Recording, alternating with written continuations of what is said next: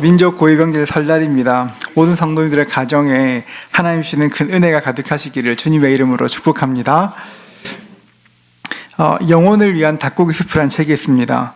생활에서 일어나는 여러 이야기를 모아놓은 책인데요. 꽤 유명했던 책입니다. 그 책에 마크 앤더슨이라는 공군 조종사의 이야기가 나옵니다. 앤더슨 부인의 부인인 수잔은 눈 수술을 받다가 사고로 실명하게 되었습니다. 갑자기 앞을 못 보게 되었으니 얼마나 답답하고 힘들었겠습니까? 집안에서 생활하는 것은 물론이고 바깥을 출입하는 것은 더더욱 힘들었습니다. 시간이 지나 재활훈련을 마치고 수잔은 전에 다니던 직장에 복직하게 되었습니다. 남편은 아내를 돕기 위해서 함께 출퇴근하겠다 말했습니다. 함께 버스를 타고 직장에 가서 퇴근 때는 아내와 함께 집에 돌아왔습니다. 그렇던 어느 날 남편이 이야기했습니다. 당신을 돕고 싶지만 계속 이렇게 할 수 없으니 내일부터는 혼자 출퇴근하라, 이렇게 이야기했습니다. 서운하고 섭섭했습니다. 제대로 앞을 볼 수 없는 자신을 버리는 것 같아 분한 마음까지 들었습니다. 다음 날 아침 수잔은 혼자 길을 나섰습니다. 약간의 어려운 길들을 찾지 못하기도 했고 사람들과 부딪히기도 했지만 성공적으로 출근하였습니다. 그렇게 얼마간 하다 보니 어느새 버스를 타고 내리는 것도 익숙해졌습니다. 어느 날 아침 버스를 타고 출근하는데 운전수가 수잔에게 말을 건넸습니다. 부인은 참 좋은 남편을 두신 것 같아요. 갑작스러운 이야기에 왜 그러냐 물었더니 운전사가 말하기를, 혹시 모르셨어요? 부인이 아침 저녁으로 차에 타고 내릴 때 남편은 언제나 부인 뒤에 계셨어요. 아내에게 혼자 다녀보라 말했지만 남편은 언제나 아내 곁에서 지키고 있었던 것입니다. 이 이야기를 읽고 참 마음이 따뜻했던 생각이 납니다. 살다 보면 우리도 혼자 있는 것 같은, 혼자 버려진 것 같은 느낌을 받을 때가 있습니다.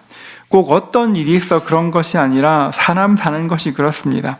그런 시간을 지날 때 우리가 기억해야 될 것이 있는데요. 우리에게도 우리를 지켜보시는 분이 계시다. 우리와 함께하는 분이 계시다. 그것들을 기억해야 합니다. 혼자 있는 것 같은 시간, 아니면 우리 삶에 어려움이 찾아왔을 때 누군가, 어떤 사람이 우리를 도와줄 수도 있습니다. 우리의 부모님이나 우리를 사랑하는 사람이, 가끔은 전혀 예상치 못한 사람들이 우리를 도와줄 때도 있습니다. 하나님께서 우리의 삶에 천사들을 보내시는 것입니다. 참 감사한 것이지만 아쉬운 것은 사람이 돕는 것이기 때문에 조건이 있을 수 있고 또 제한이 있을 수 있습니다. 마음은 너무너무 돕고 싶은데 능력이 안 될 때도 꽤 많습니다. 그런데 기억할 것은 우리 곁에 계신 하나님은 다르십니다. 하나님은 우리를 도우시되 제한 없이 도와주십니다.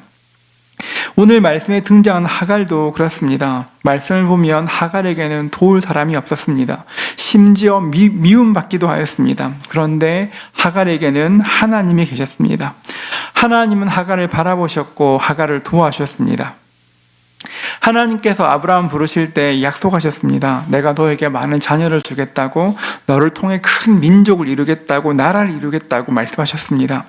그 말씀을 따라 친척을 떠나 고향을 떠나 낯선 가나안 땅에 정착하게 되었습니다. 꽤 먼 거리입니다. 가나안 땅으로 온 지가 벌써 10년이 지났지만 아직 아이가 생기지 않았습니다. 민족은 고사하고 당장 아들 하나 없었습니다. 기다려도 아이가 생기지 않으니 아브라함의 아내 사라는 자기의 몸종인 하갈을 통해서 아들을 얻자고 제안하였습니다. 이 시대를 사는 우리가 보기에는 굉장히 비윤리적인 일처럼 보이지만 당시에는 흔한 일이었고 자녀가 없으면 그냥 흔히 생각하는 수순이었습니다. 생각해보면 아내가 남편에게 자기의 몸종을 주겠다 말하기까지 얼마나 고민하고 힘들었겠습니까? 고민 많이 했을 텐데 아브라함에게 말하는 사례의 이야기를 곰곰이 생각해보면 지금 아브라함 부부가 실수하고 있다는 것을 알 수 있습니다. 2절을 보십시오. 이렇게 말합니다. 사레가 아브라함에게 이르되 여호와께서 내 출산을 허락하지 아니하셨으니 원하건대 내 여종에게 들어가라.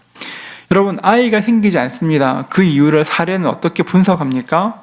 여호와께서 내 출산을 허락하지 않으셨다 생각하였습니다.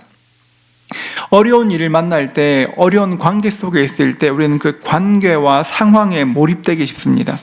그 문제만 생각하다가 앞뒤 좌우를 살피지 못할 때가 더러 있습니다. 하갈이 생각할 때, 사라가 생각할 때 여호와께서 출산을 허락하지 않았다 말합니다. 여러분, 하나님께서 출산을 허락하지 않으셨다면 이 문제는 누구와 풀어야 되는 문제입니까? 하나님과 풀어야 하는 것입니다. 하나님, 제가 꽤 오랜 시간 기다렸지 않습니까? 그런데 아직 아이가 없습니다. 하나님, 많은 자녀를 주겠다는 그 약속 언제 이루어질까요? 하나님 앞에 기도해야 했습니다. 우리도 그럴 때가 있는데요. 하나님께 기도하고 우리가 기도하는 대로 응답되지 않으면 하나님께서 내 기도 듣지 않으신다 생각하곤 합니다. 상황이 바뀌고 환경이 변하지 않으면 하나님이 내 기도를 듣지 않으셨다 생각합니다. 여러분, 그런데 많은 경우 하나님께서 듣지 않으셨다 말하면서 하나님께서 우리에게 주시는 응답을 우리가 무시할 때가 있습니다. 내가 원하는 응답이 아니면, 내가 바라는 것이 아니면 하나님이 아무리 말씀하시고 깨닫게 하셔도 하나님 나에게 말씀하지 않으신다 생각합니다. 여러분, 우리가 중요한 것은 우리가 원하는 것이 어떻게 이루어지는가 하는 것이 아니라 하나님께서 어떻게 말씀하시는가 하는 것이 훨씬 더 중요합니다. 여러분, 이 사실을 꼭 기억해야 합니다. 아브라함 부부는 계속 문제를 생각하였습니다. 아이가 없어 어떻게 하지 계속 생각하였습니다. 하나님이 어떻게 하실까를 바라보는 것이 아니라 어느 순간부터 어떻게 내가 문제를 풀 수 있을까, 어떻게 해결할 수 있을까 고민했습니다. 그러다 보니까 어느 순간 하갈이 정답처럼 보였습니다. 하나님의 뜻이 아님에도 불구하고 하갈을 통해서 아이 얻을 수 있지, 하갈을 정답처럼 생각하였습니다. 결국 아브라함과 사레는 하갈을 통해서 이스마엘이라는 아들을 얻었습니다. 하갈이 임신했다는 소식을 듣고 그래 진작 이렇게 할 걸 생각했을지도 모르겠습니다. 그런데 안타깝게도 그렇게 원했던 그 아들 때문에, 그 아이 때문에 가정에 불화가 생겼습니다. 아기를 가지기 전에는 그렇게 자기를 잘 도와주고 섬겨주던 하갈이 변했습니다. 말투가 변했고 목도 곧아졌습니다. 자존심이 상한 사레는 아브라함을 닥달하였습니다. 안타깝게도 아브라함은 이 일을 다 사레에게 떠넘겼습니다. 당신의 종이니까 당신 마음대로 하라고 말합니다. 물론 당시에 통용되던 함무라비 법전을 보면 충분히 상식적인 판단이었습니다. 법으로는 상식적일지 모르나 하나님의 사람이 할 수 있는 판단은 아니었습니다. 그때부터 사라는 하갈을 학대하기 시작하였습니다. 얼마나 괴롭혔던지 학대를 견디지 못한 하갈은 광야로 도망하였습니다. 6절에서 도망했다 말하고 7절에 보면 하갈이 어디 있는지를 보여줍니다. 7절을 보면 이렇게 말합니다. 여호와의 사자가 광야의 샘물 곁 곧 술길 샘 곁에서 그를 만나라고 말합니다. 그러니까 술길 샘 곁, 그러니까 지금 본문에 나오는 브엘라 헤로이까지는 아브라함이 있던 헤브론에서 한 7일 정도 걸리는 거리였습니다. 임신한 몸으로 7일 동안, 일주일 동안 혼자 걸었습니다. 여러분, 그 길을 걸을 때 얼마나 비참하고 속상했을까요? 주인의 아이를 가지는 것은 하갈이 원했던 것이 아닙니다. 계획했던 것도 아닙니다. 어느 날 갑자기 자신의 여주인이 오더니 면사포를 씌워주고 늙은 주인의 침실로 들어가라 이야기했습니다. 그리고 아이를 가졌습니다. 생각해보니 자기의 실수도 있었습니다. 여주인을 멸시했습니다. 그런데 여러분, 그런 일 당하면 내가 했던 일보다 내가 당한 일들이 훨씬 더 크게 오지 않습니까? 하갈은 이집트 여자였습니다. 샘물 곁 술길은 이집트로 가는 길이었습니다. 하갈은 어떻게든 고향으로 지금 돌아가려 하는 것입니다. 임산부의 몸으로 광야를 걷기 시작했습니다. 광야를 걸으며 자기의 처지도 서글펐지만 더 속상한 것은 집을 떠난 지 일주일이 넘었지만 아무도 자신을 찾지 않는 것이 참으로 속상했습니다.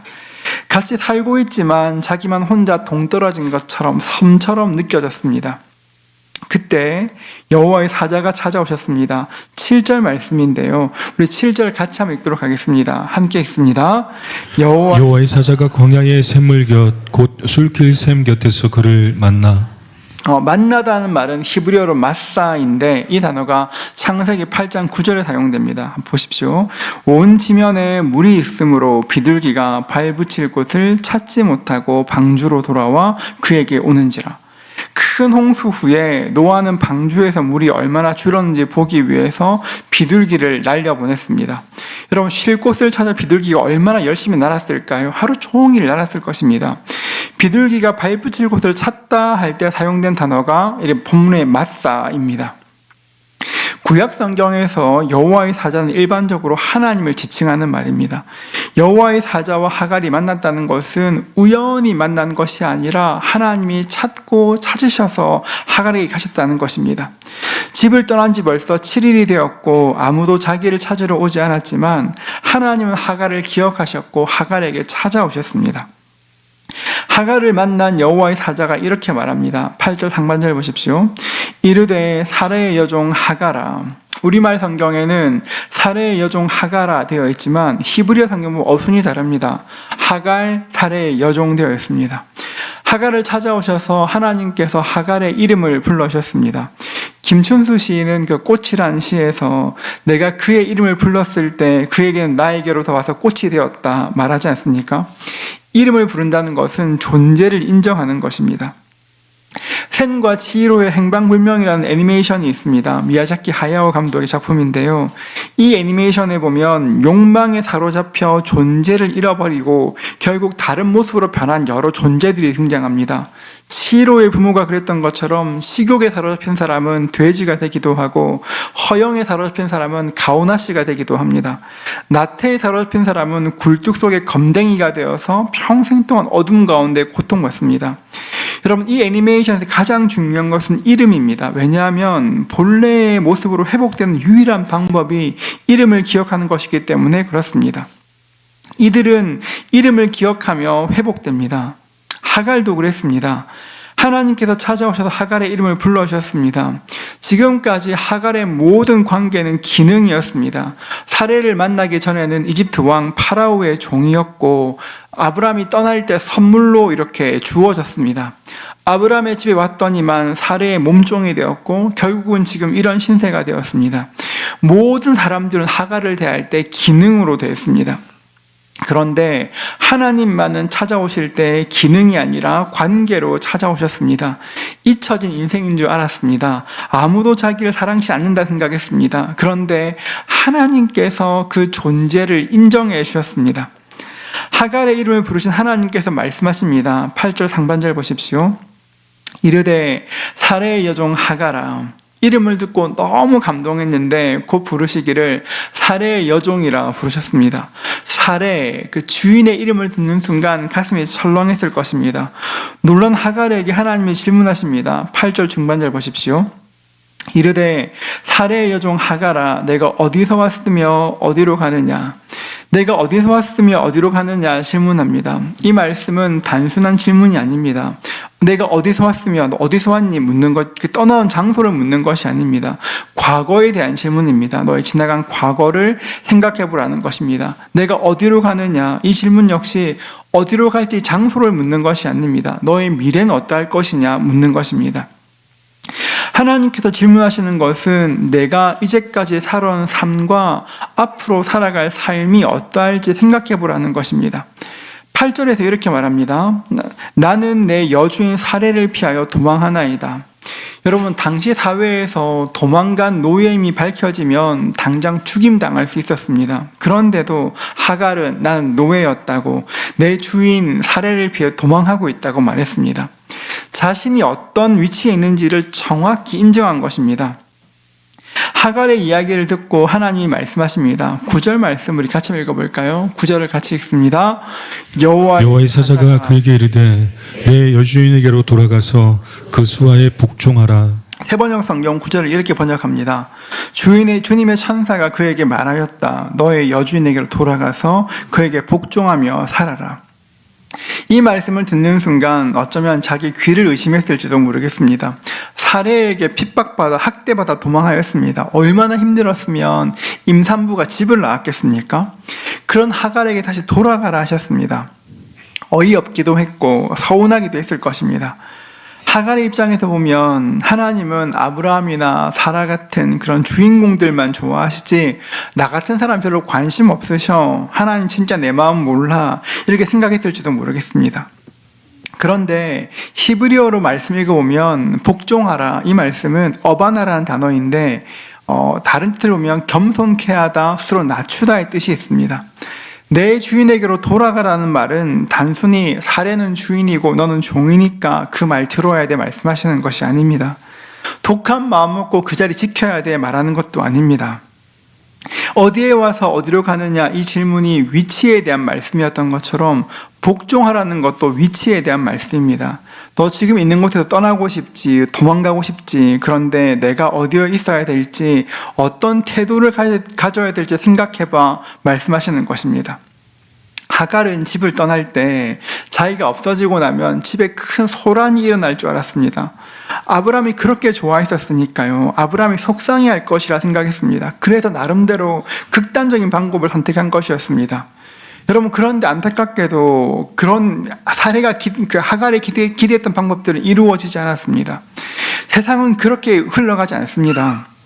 우리가 어떤 위치에 있어야 할지, 우리 삶에 어떠한 태도를 가져야 될지 늘 고민해야 합니다.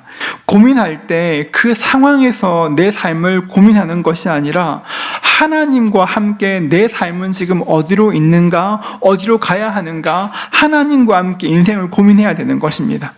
선하신 하나님께서 내 인생을 아실 것인데 어떻게 내가 살아야 할까, 어떤 태도를 가져야 될까 고민해야 합니다. 여러분, 때로 내가 있는 곳이 갑갑하고 힘들 수 있습니다. 내가 원하던 곳이 아닐 수도 있습니다. 여러분, 그럼에도 불구하고 하나님께서 그 자리에 두셨다면 우리는 이해할 수 없지만 이유가 있는 것입니다. 목회를 하면서 꽤 많은 사람들을 만나게 됩니다. 성도님들을 만나고 갑갑한 삶의 이야기를 들을 때마다 안타깝고 참 힘들 때가 많습니다. 그런데 꽤 시간이 지나고 나면 정말 그 시간이 꼭 필요했구나 느낄 때가 참 많습니다.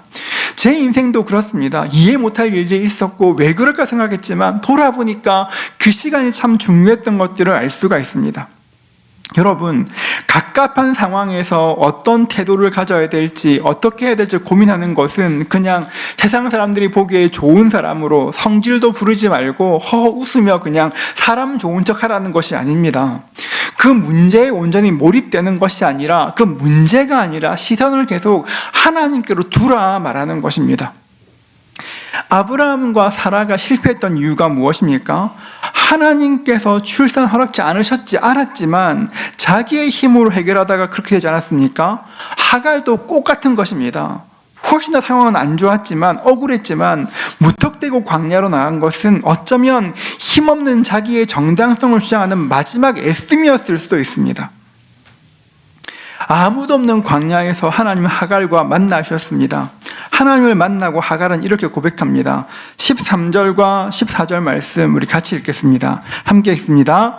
하갈이 자기에게 이르신 여호와의 이름을 나를 살피시는 하나님이라 하였으니 이는 내가 어떻게 여기서 나를 살피시는 하나님을 배웠는고 함이라.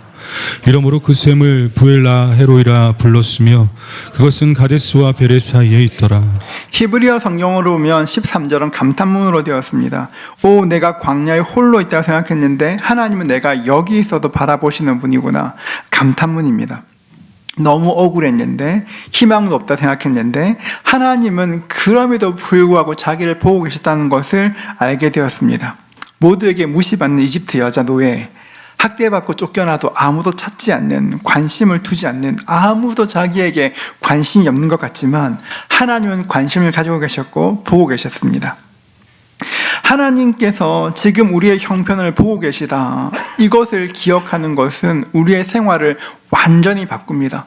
지금 내가 처한 상황을 하나님 아시지, 너무 오래됐을지 모르지만 그 상황 하나님 아시지 않은 것은 내 삶을 전혀 다른 관점으로 보게 합니다. 시편 139편 1절은 이렇게 말합니다. 주 여호와여, 주께서 나를 살펴보셨으므로 나를 아시나이다. 여러분, 다윗이 이렇게 아들의 반역 중에 있을 때 이 시를 쓴 것입니다. 아들이 반역을 일으켰습니다. 진짜 아버지를 죽이려고 했습니다. 얼마나 고통스러웠을까요? 그런데 다윗이 어떻게 힘을 얻었습니까? 주께서 나를 살펴보셨으므로, 하나님께서 나를 보고 계시지, 하나님 아시지, 그것이 힘이 되었습니다. 그리고 고백합니다. 우리 2절부터 5절 말씀 같이 읽도록 하겠습니다. 함께 읽습니다. 주께서 내가 안고 일어섬을 아시고 멀리서도 나의 생각을 밝히 아시오며 나의 모든 길과 내가 눕는 것을 살펴보셨으므로 나의 모든 행위를 익히 아시오니 여호와여 내 혀의 말을 알지 못하시는 것이 하나도 없으시니이다. 주께서 나의 앞뒤를 둘러싸시고 내게 안수하셨나이다. 다윗이 어떻게 힘을 얻었습니까? 하나님께서 나를 아시지, 내가 앉고 일어서는 것도 아시고 멀리서도 내 생각을 아시고 다 아시지, 눈에 보이지 않는 하나님을 눈에 보이는 것처럼 의지하기 시작했습니다. 여러분, 믿음이 무엇입니까? 보이지 않는 것들을 믿음으로 보는 것이 믿음입니다. 억울해도 불안해도 하나님께서 아시는 것들을 믿고 걸음을 내딛는 것이 기꺼이 내 삶을 바꾸거나 첫걸음이 되는 것입니다. 제가 좋아하는 목사님 중에서 브루스 윌킨슨 목사님이 계십니다. 이분은 WTB라는 사역단체, Works Bible이라는 단체를 세우셨고 성경 연구와 성경 공부 교제에 큰 영향을 미쳤습니다. 한눈에 읽는 성경이라는 책이 있는데요, 굉장히 좋은 책인데 그 책을 쓰신 분이기도 합니다. 사역을 시작하시고 여기서 나온 책들이 금방 베스트셀러가 되었습니다. 짧은 시간에 큰 성공을 거두었습니다. 평탄하게 시간이 잘 흘렀습니다.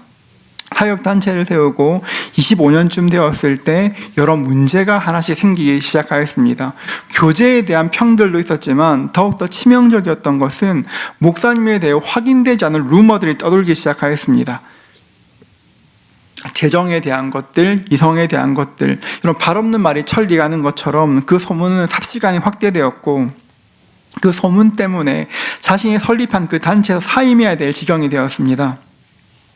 이 일을 해결하기 위해 하나님께 간절히 기도했었습니다. 어느 순간부터 기도할 때마다 하나님께서는 그 마음에 아프리카로 가라는, 남아프리카 공화국으로 가라는 그 마음이셨습니다. 사역지를 옮기라는 것이었습니다. 여러분, 그 말씀이 왜 그렇게 어려웠냐면 미국에서 사역을 접고 갑자기 남아프리카로 가는 것은 어떤 의미에서 그 소문들을 인정하는 것처럼 보일까봐 너무너무 싫었습니다. 그래서 하나님께 기도했습니다. 하나님, 전 이 문제 풀고 가겠습니다. 풀어주십시오. 간절히 기도했습니다. 그렇게 기도할 때마다 아프리카로 가라는 부담은 점점 많아졌고 도대체 어떤 곳이기에 하나님 계속 이렇게 하시나 잠시 돌아볼 마음으로 남아프리카 공화국으로 정탐 여행을 떠나게 되었습니다. 아프리카에 가서 보게 된 것은 에이즈가 휩쓸고 간 끔찍한 참상이었습니다. 1300만 명의 아이들이 에이즈로 태어나면서 감염되어 죽었습니다. 하루 평균 8,000명 정도 아이들이 죽었습니다. 그 아이들을 보고 장례를 치르며 목사님은 기도했습니다. 하나님, 사실 저는 지금 저를 여기 보내신 이유를 모르겠습니다. 그런데 하나님, 이 아이들을 살릴 수 있도록 도와주십시오. 아이들에게 필요한 약이 공급되게 하시고 필요한 재정들이 흘러갈 수 있도록 도와주십시오. 침상 앞에서 하나님께 간절히 기도하였습니다. 아이들을 보고 난 후 마음을 정리하였습니다. 내가 오해받을 수 있지, 불명예스러울 수 있겠지, 그런데 하나님 가라 하시면 가야지 결심하게 되었습니다. 사역을 정리하기 위해서 미국으로 돌아가는 길 공항에서 성경을 읽기 시작하다가 그 역대기를 읽게 되었습니다. 역대상의 긴 족보를 읽다가 이름만 날되는 족보에서 한 사람의 이야기 한 절, 두 절 말씀을 읽게 되었습니다. 그 두 절 말씀을 읽는데 갑자기 그 사람의 인생이 머릿속에 확 그려지기 시작하였습니다. 마치 그 사람 인생을 곁에서 본 것만 같았습니다. 그 묵상을 가지고 작은 소책자를 출판하였는데요. 그 책이 바로 야베스의 기도란 책입니다. 2000년 발간되었고 리고렌 목사가 쓴 목적 이끌 40일 이후에 기독교 역사상 최고의 베스트셀러가 되었습니다. 목사님은 이 책의 판매 수익으로 아프리카 선교단체를 세웠고 그 후에 요하네스버그로 이주하여서 에이즈에 걸린 아이들을 돕는 일들을 시작하셨고 지금도 활발하게 사역하십니다. 우리가 원하는 길이 막히고 나면, 이루어지지 않으면 이제 소망 없다 생각합니다. 너무 빨리 단념하곤 하죠. 끝났다고 이야기합니다. 여러분, 그런데 하나님은 우리의 인생을 생각보다 꽤 길게 보시고 꽤 오래 보십니다. 훨씬 넓게 바라보십니다. 하나님의 뜻을 따라가다 보면 막힌 길 너머에 하나님이 준비하신 새 길이 있구나를 알게 됩니다. 지금 눈앞에 막힌 길이 아니라 새 길이 있음을 알게 됩니다. 우리나라 CCC의 그 선교단체인 CCC의 설립자이신 김준곤 목사님께서 돌아가시기 전에 얼마 전에 개인적으로 뵐 기회가 있었습니다. 목사님 만나 여쭈었습니다. 목사님, 제가 어떻게 해야 이렇게 좋은 목사가 될 수 있을까요? 어떻게 하면 이렇게 쓰임받을 수 있을까요? 여쭙고 기도를 부탁드렸습니다. 그때 목사님께서 말씀하셨습니다. 장 목사님, 눈에 보이는 길을 가는 것이 아니라 주님께서 인도하시는 길을 걸어가십시오. 주님께서 가라 말씀하시면 거기까지 가고 주님께서 멈추라 하시면 그것이 무엇이라도 멈추십시오. 그러면 분명히 좋은 목사가 될 것이고 하나님이 기뻐하시는 목사가 될 것입니다. 이렇게 말씀하시고 기도해 주셨는데 지금도 가끔은 그 기도가 떠오르곤 합니다. 여러분, 하나님이 어떤 분이십니까? 하나님은 우리 인생을 살피시는 분이십니다. 제가 우리 계속 주기도문 이렇게 계속 나누지 않았습니까? 제가 주기도문 설교를 준비하고 있는데 불현듯 하나님께서 이 얘기를 조금 나누시기 원한다는 생각이 들었습니다. 하나님께서 우리를 보고 계십니다. 오늘 본문 표현으로 하면 엘로이의 하나님이 계십니다. 하나님 우리를 바라보고 계시기 때문에 누구보다 우리의 필요를 잘 아십니다. 광야에 있던 하갈에게 필요했던 것은 금이나 은이 아니었습니다. 존재로, 기능이 아니라 존재로 하갈을 인정해주는 그 인정이 필요했었고 목마름을 해결할 그 물이 필요했습니다. 하갈이 어쩔 줄 몰라 할 때 주님께서는 찾아오셔서 그 인생을 인정해 주셨습니다. 샘을 터뜨리시고 마실 물도 주셨습니다. 영혼의 목마름과 육신의 목마름들을 채우셨습니다. 하갈은 그 일을 통해 하나님이 어떤 분이신지 알게 되었습니다. 그래서 그 샘을 부르기를 부엘라 헤로이라 불렀습니다. 부엘은 샘이라는 뜻이고 라헤는 생명이 있다는 뜻이고 로이는 살핀다는 뜻입니다. 연결해 보면 부엘라 헤로이는 살아계셔서 나를 지켜보시는 분의 샘이라는 뜻입니다. 여러분, 살면서 아무 샘물이나 마신다고 그 갈증들이 해결되는 것이 아닙니다. 주님께서 주시는 그 생수를 마셔야만 우리의 목마름이 해결됩니다. 요한복음에 나오는 수가성 여인의 이야기에서도 잘 알 수 있습니다. 여인은 물을 얻기 위해서 뜨거운 시간 우물 곁에 왔습니다. 그런데 그 여인이 그렇게 뜨거운 시간 수구에서 얻는 그 샘물은, 그 우물물은 마시면 다시 목마르게 하는 우물물이었습니다. 그 물을 깃기 위해 나온 여인에게 주님께서 말씀하십니다. 요한복음 4장 13절과 14절인데요. 우리 함께 말씀 읽겠습니다. 함께 읽습니다. 예수께서 대답하여 이르시되 이 물을 마시는 자마다 다시 목마르니와 내가 주는 물을 마시는 자는 영원히 목마르지 아니하리니 내가 주는 물은 그 속에서 영생하도록 솟아나는 샘물이 되리라. 예수님께서 주시는 물은 단순한 물이 아니라 생명을 주는 물입니다. 아무리 지치고 피곤하고 탈진했다 할지라도 주님이 주시는 그 물을 마시면 회복되게 됩니다. 주님께 주시는 그 생명의 생수를 마시게 되면 내 영혼의 목마름이, 그 억울함들이 해결되는 은혜가 임하는 것입니다. 2차 대전이 끝나고 영국에서 있었던 일입니다. 연이은 폭격으로 부모를 잃은 아이들이 꽤 많이 생겼습니다. 전쟁이라는 것이 원래 아이들과 여자들에게도 고통스러운 것 아니겠습니까? 부모를 잃은 아이들을 다 모아서 고아원을 만들었습니다. 그런데 고아원 아이들은 밤이 되면 그렇게 불안해하고 고슬프게 울었다고 합니다. 아무리 달래도 소용이 없고 안아줘도 소용이 없고 화를 내어도 울음이 그치지 않았습니다. 심리학자들이 아이들을 보기 시작하였습니다. 몇 주 동안 아이들을 살피고는 이렇게 해결책을 제시했다고 합니다. 아이들이 자기 전에 손에 빵 한 덩이씩을 쥐어줄 것. 고아원에서 아이들에게 자기 전에 빵을 다 나눠주었습니다. 큰 빵 한 덩이씩 손에 쥐어주었습니다. 그랬더니만 실제로 아이들이 밤에 불안해하지도 않고 잠을 자기 시작했습니다. 울지도 않고 잠을 이루었습니다. 그 이유가 무엇인지 물었을 때 이렇게 답했다고 합니다. 부모가 있으면 아침을 걱정할 필요도 생존을 염려할 필요도 없습니다. 그런데 부모를 잃어버린 아이들은 내일에 대한 확신이 없기 때문에 밤이 되면 불안함 때문에 잠을 이루지 못하고 우는 것입니다. 여러분, 그 아이들의 손에 쥐어졌던 빵 한 덩어리는 그냥 빵이 아니라 아이들에게 삶을 살 수 있게 하는 소망이었고 희망이었습니다. 이 간단한 처방으로 아이들은 잠을 잘 수 있었고 안정을 찾을 수가 있었습니다. 희망이 있다는 것, 내일이 있다는 것, 우리 삶을 지켜보는 분이 계시다는 것, 이것이 우리 삶에 안정감을 줍니다.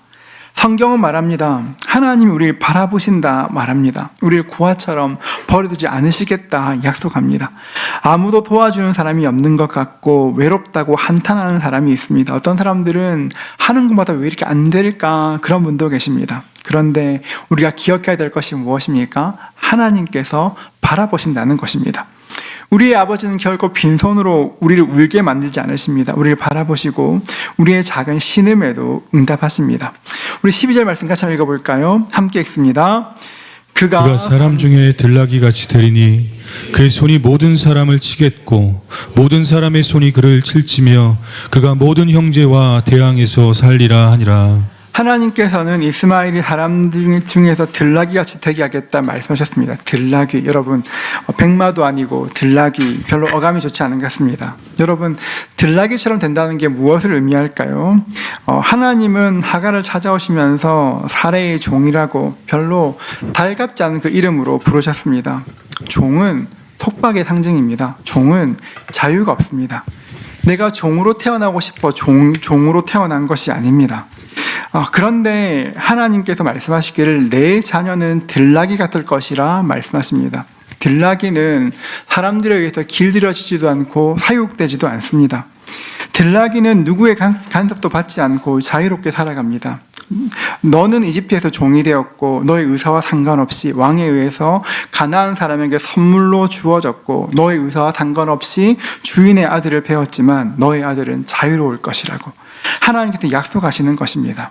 하갈은 그 말씀에 힘을 얻었습니다. 그래, 나는 지금 당장 이렇지만 지금 내 인생 역전되지 않지만 하나님께서 이 아이의 인생을 자유롭게 하시겠구나. 하나님은 내 아이의 인생을 자유롭게 하시겠구나. 자유에 대한 소망이 생겼습니다. 하나님의 그 약속 붙들고 하갈은 다시 돌아가기 시작하였습니다. 가끔은 살다 보면 되게 억울할 때 있습니다. 기울어진 운동장에서 뛰고 있는 것 같을 때가 있습니다. 너무 불공평하게 경주할 것 같을 때가 있습니다. 가끔은 내가 진짜 수고했는데 다른 사람이 인정받는 것 같아 화가 나고 짜증날 때도 있습니다. 여러분 그때 기억할 것이 무엇입니까? 엘로이 하나님을 기억하는 것입니다. 하나님이 보고 계시지, 보상하시지, 하갈의 후손에게 자유를 주시고 아브라함이 약속하신 것을 이루시는 것처럼 하나님 도우시지, 그 사실을 붙드는 것이 우리의 삶에 힘을 더하게 합니다. 여러분 우리 곁에 계신 그 주님을 더욱더 신뢰할 수 있기를 주의 이름으로 축복합니다. 우리를 바라볼 때 우리 인생에 힘이 생기는 것입니다. 그 은혜 누릴 수 있는 저와 여러분 되시기를 주님의 이름으로 축복합니다.